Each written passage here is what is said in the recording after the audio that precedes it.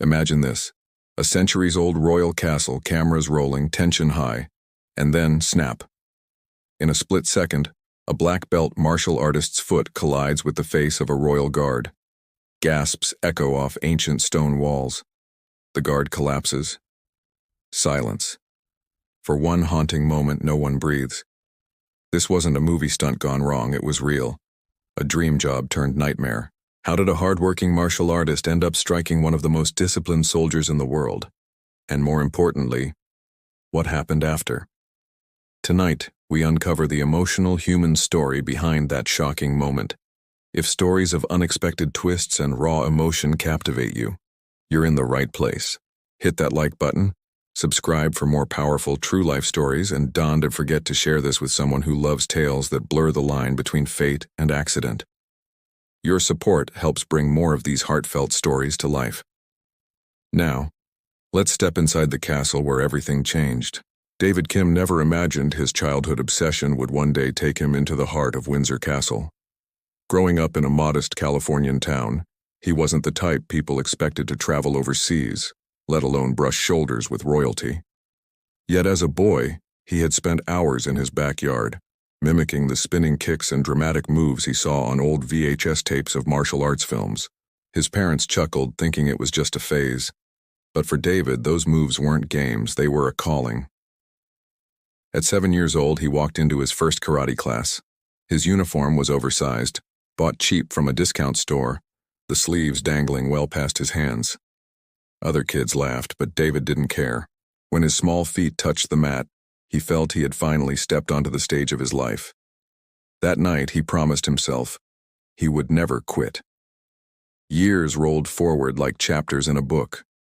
Rain or shine, while others played video games or lounged at the mall, David was at the dojo.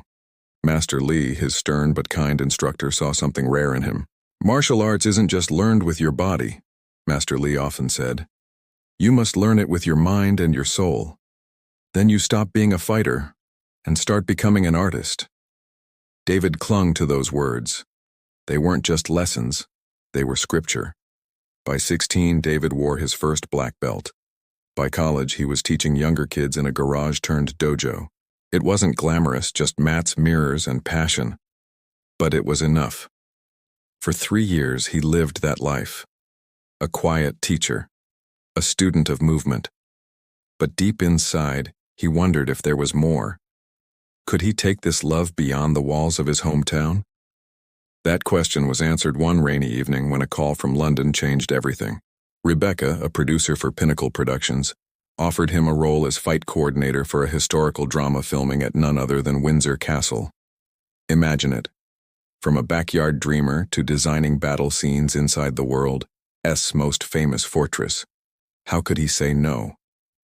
Weeks later, standing at Heathrow Airport, David clutched his suitcase and tucked inside his most precious possession. The black belt Master Lee had tied around his waist years earlier. Worn, faded, but carrying decades of sweat, sacrifice, and spirit. London felt alien. Gray skies, centuries-old streets, accents he'd only heard in movies, but excitement drowned out the nerves. Rebecca briefed him on the drive. "The guards at Windsor are not actors. They are real. They have one job: security. We must respect them." That line stuck with him. These weren't costumes. These were men trained for discipline, for vigilance, for loyalty to crown and country. When the production van finally rolled toward Windsor Castle, David's breath caught.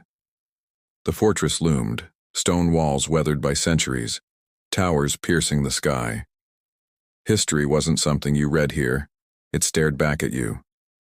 Tourists gawked at the gates, but David wasn't a visitor. He was about to walk inside, badge on his chest, scripts in his hands, carrying the weight of an entire choreography on his shoulders. The first days of filming were calm. Cameras were set, rehearsals polished. David studied the castle's corridors, gauging how fights could play out on unforgiving stone floors. Then came Guard Wellington. Tall, broad-shouldered, posture like steel. At first, David assumed this soldier saw him as an intruder. But Wellington was different. He asked questions about martial arts. He shared stories of his own military past. Slowly, mutual respect grew, one disciplined by kata, the other by command. Two worlds meeting in the middle. It almost felt destined that their paths would cross more deeply, and they did.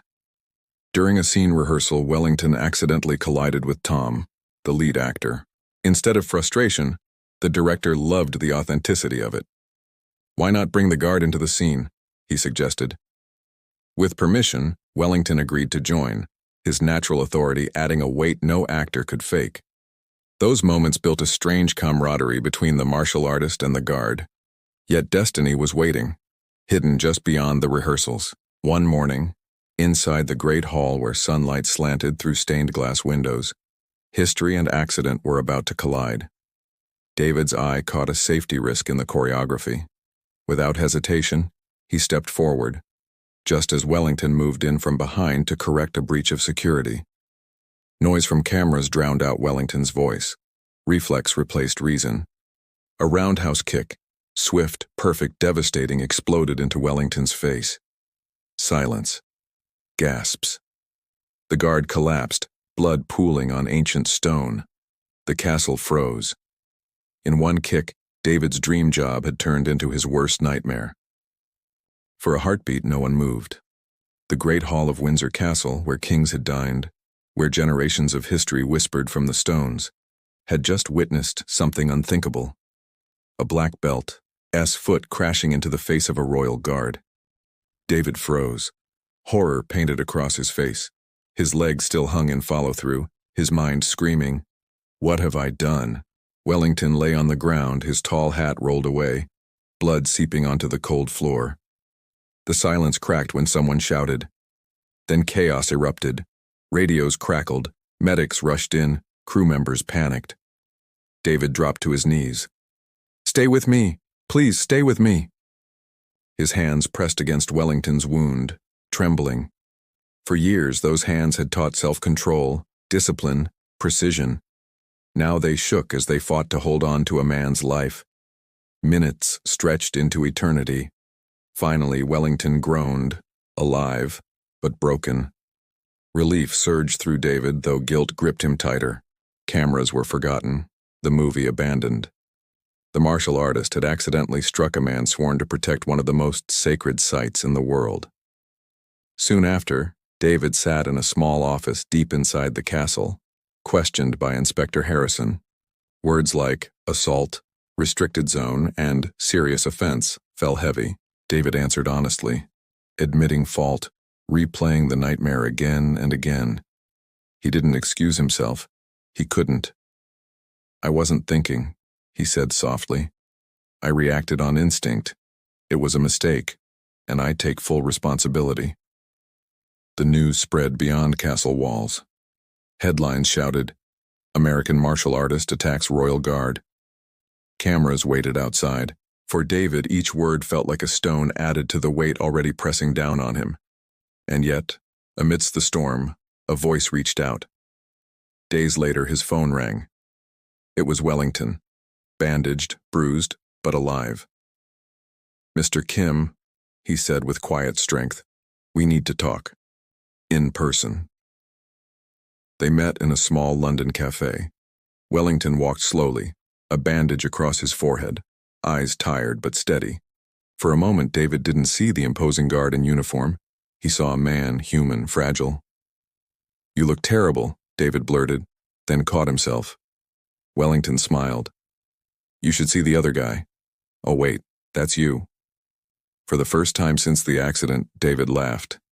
A shaky laugh, but real. Then the words poured out. Apologies, regret, shame. But Wellington raised a hand. "David, I've thought about this for days. You were doing your job, I was doing mine. Our wires crossed. It was an accident. I don't want revenge. I want truth. And the truth is, I don't blame you." The guard's words struck deeper than any blow. Forgiveness, unexpected, undeserved, yet freely given. Wellington even refused to press personal charges. His reasoning was simple.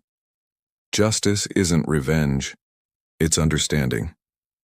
That forgiveness became David's turning point. Though the film was canceled, though contracts were cut, though headlines lingered, He walked away with something far greater than a credit in the movie. He walked away with a friend. Before leaving London, David met Wellington one last time. They exchanged gifts.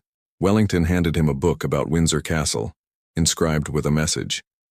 Sometimes the most important lessons come from our biggest mistakes. David, in return, gave a framed photo of his dojo, signed by every student. "If you're ever in California," he said, "my mats are open for you." Months later, back in his hometown, David's school was buzzing with laughter, shouts, and the slap of bare feet on mats. His reputation slowly healed, not as the man who lost control, but as the man who owned his mistake and grew from it. Then one morning, an email arrived. From Wellington. "Your offers still stand? I'm in California." When the guard walked into David's dojo, dressed not in uniform but in a simple white jai, there was no tension, no past, just two men bowing in respect. "Ready to learn?" David asked. "Ready," Wellington replied. "But this time, no rushing. Let's start with the basics." Laughter filled the dojo. The nightmare had transformed into a bond neither man expected. A friendship forged not in victory but in forgiveness. And that is how a single kick, an accident that could have destroyed two lives, became the start of something extraordinary. In Windsor Castle, history nearly claimed tragedy. Instead, it gave us a story of humility, humanity, and second chances. David learned that true strength isn't about the power of a strike. It's about the courage to admit mistakes and the grace to accept forgiveness. So next time you hear the tale of the black belt who kicked a royal guard, remember, it didn't end with anger. It ended with respect, friendship, and a reminder that even our biggest missteps can lead us to unexpected new paths.